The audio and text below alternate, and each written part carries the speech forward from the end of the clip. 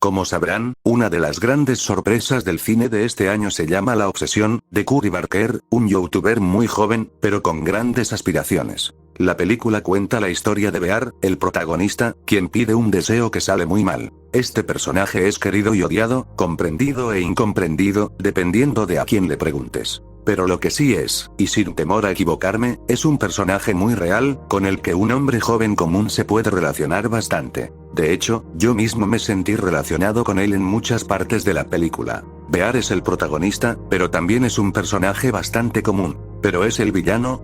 Yo diría que, más que el villano, es un protagonista con un arco de corrupción, y la película nos da indicios de cómo podría llegar a comportarse Bear en el futuro. Definitivamente, Bear no es el héroe de la historia. Sin embargo, muchas de sus acciones son satanizadas de más. Una de las claras lecturas de la película gira alrededor del abuso, las relaciones tóxicas y el consentimiento. Pero si dejamos de lado los claros simbolismos, podemos ver muchas de las acciones de Bear como algo bastante común. Comenzando por una de las cosas que más se le critica a Bear. ¿En qué momento comenzó a aprovecharse de Nikki?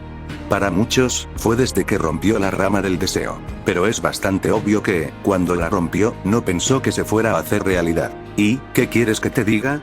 Para que yo crea que existe una rama que cumple deseos, que encima solo vale 12 pesos en una tienda esotérica, tendría que venir Dumbledore, los hechiceros de Waverly Place y Harry Potter para convencerme de que es verdad. Yo creería más posible que, casualmente, Nikki le diera esquizofrenia a otra cosa. Aunque tal vez sea porque no soy nada esotérico. Luego, otros piensan que fue después de la llamada de su amigo. Ahí ya es un poquito más posible. No solamente porque yo no crea en el deseo, sino porque, sea como sea, Nikki está pasando por algo. Eso explicaría la música de terror para la siguiente escena y los gestos de Nikki, que hacen que la situación resulte incómoda. Para muchos, esto deja ver que Bear ya se está dando cuenta de lo que está pasando y que se está aprovechando de la situación. Otros creen que no lo supo hasta que la llamada de Miami se lo confirmó. O incluso cuando le dice a Nikki que sea más Nikki y que eso no es real. Así que pudo haber sido en muchos puntos diferentes. Dependiendo de cuál elijas, Bear tiene más o menos responsabilidad sobre lo que ocurre. Pero si aceptamos cualquiera de los puntos en los que pudo haberse dado cuenta, eso no perdona la incertidumbre, o ya de por sí la estupidez y malicia con la que Bear maneja la situación. Nikki, no puedes cocinar a mi gato, eso no está bien. Nikki, ¿mentiste sobre que tu papá tenía cáncer? Nikki, no puedes hacer eso, me das miedo. Nikki, ¿de qué hablamos de no matar a mi mejor amiga? Porque, una vez que empieza a entender lo que está pasando, permite que todo llegue a un punto sin retorno. Y deja que esto cale y afecte demasiado a Nikki. Nikki hace cualquier diablura y Bear no solo no hace nada, sino que colabora activamente para que siga pasando. Por lo que, si hay algo verdaderamente villanesco aquí, además de su egoísmo, es algo que queda bastante claro en las escenas finales. Bear se prioriza de mala manera en la mayoría de situaciones. Pero aquí aparece otra pregunta bastante interesante. ¿Y si el problema no era solamente Bear? ¿Y si el deseo estaba corrupto desde el principio? Aunque el director dice que el deseo no está corrupto, ¿cómo me vas a decir eso cuando, si bien utiliza palabras muy simplonas?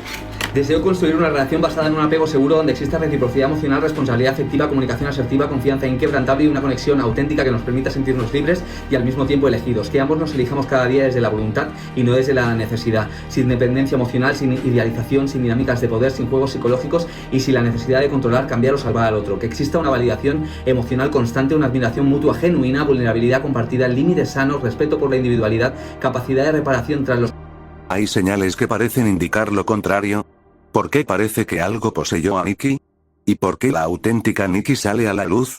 El deseo incomoda a Bear porque pareciera que, para empezar, está mal hecho. O hecho con las patas. No funciona al 100%. O, mejor dicho, se cumple a medias. Porque ni siquiera desaparece la mente de Nikki. Simplemente la encierra dentro de su propio cuerpo, con la posibilidad de que vuelva a salir. En vez de hacer que Nikki se enamorara de Bear, el deseo terminó creando una especie de doble identidad. Es decir, el deseo se cumplió, pero dejando señales bastante claras de que lo que ocurrió no es natural y de que puede fallar por determinadas situaciones. Además, ¿qué clase de persona enamorada conoce el deseo como para darle de comer a su propio gato? Si el deseo no está corrupto, entonces ¿por qué no hizo que el amor comenzara de una manera más natural y no de una forma tan abrupta? Pero dejando de lado el deseo, hay otro punto que me parece algo injusto con Bear. Algunas personas dicen que todo fue culpa de su inseguridad. Y sí, su inseguridad tiene mucho que ver. Pero lo dicen como si las personas inseguras nacieran siéndolo. Y esto no es así. Son las experiencias anteriores las que pueden volver insegura a una persona. Ser rechazado muchas veces, ver que experiencias que para otros parecen naturales no se te dan de la misma manera e incluso descubrir que algunas cosas que para los demás son fáciles para ti resultan bastante difíciles. Algunos dicen que Bear es un perdedor solo por ser inseguro. Pero, ¿perdedor de qué? El tipo, desde el comienzo de la película, tiene casa, auto y empleo. De hecho, hasta tiene opciones. No estamos hablando de alguien que no tiene absolutamente nada en la vida. Sin embargo, algunos lo tachan de perdedor simplemente por tener inseguridades. Y antes de que digan que estoy defendiendo demasiado a Bear, debo decir que, si llegara a haber un posible culpable o, entre comillas, un villano, lo más cercano sería Bear. Literalmente, el único pecado de Nikki fue existir. Entonces, si Bear es un villano, podría decirse que es el victimario y, al mismo tiempo, la víctima de sí mismo. Y obviamente, la víctima más grande de todo esto es Nikki, quien fue la que salió más afectada de toda esta situación. Al final, creo que Bear no es un personaje que se pueda meter fácilmente en la categoría de héroe o villano. Es una persona que toma malas decisiones, deja que sus inseguridades influyan en sus acciones y, cuando finalmente tiene la oportunidad de conseguir aquello que siempre quiso, demuestra que no estaba preparado para tenerlo. Eso no justifica lo que hace.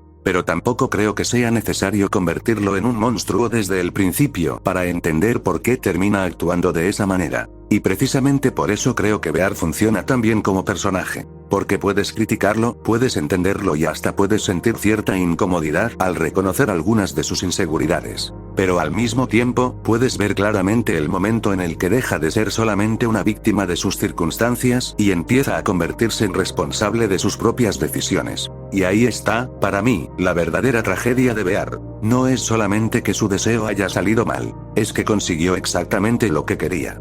Y cuando finalmente lo obtuvo, demostró que no sabía qué hacer con ello. Por eso, si me preguntan si Bear es un villano o una víctima de las circunstancias, mi respuesta sería, es ambas cosas. Es el victimario de Nikki, pero también es, en gran medida, la víctima de sí mismo.